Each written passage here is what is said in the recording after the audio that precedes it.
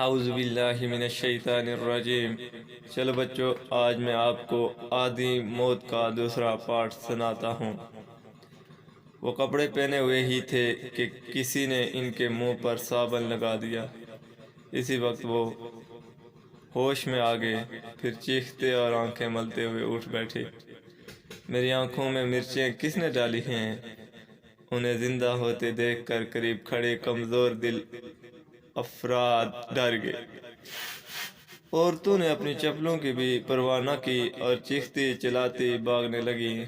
اس افراتفری میں کسی کو نکلنے کا راستہ ہی نہیں سوجھ رہا تھا۔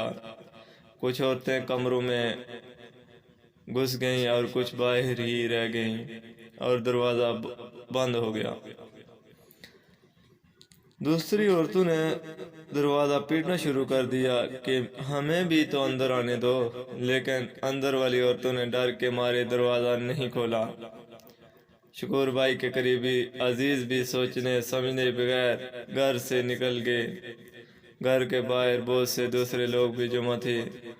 انہوں نے بدحواس لوگوں کو گھر سے فرار ہوتے دیکھا تو ایک ایک کو روک کر اس سے وجہ پوچھنے کی کوشش کی، لیکن جواب دینے کے لیے کوئی نہ رک سکا۔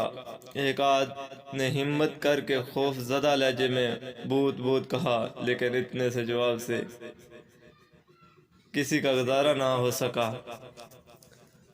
چنانچہ جب گھر خالی ہو گیا تو گلی میں کھڑے لوگ جنہیں نہیں پتا تھا کہ کون مرا ہے، تجسس سے مجبور ہو کر گھر میں داخل ہونا شروع ہو گئے۔ انہوں نے دیکھا کہ گھر میں صرف شکور بھائی موجود ہیں۔ کمروں کے دروازے بند تھے۔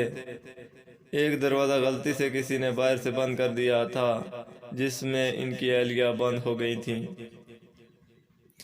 شکور بھائی بے چارگی کا چہرہ لیے بیٹھے تھے۔ انہی سے لوگوں نے پوچھا، انتقال کس کا ہوا ہے؟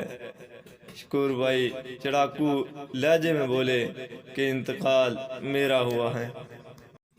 ویور، اس سٹوری کو اب لائک، سبسکرائب اور شیئر کریں۔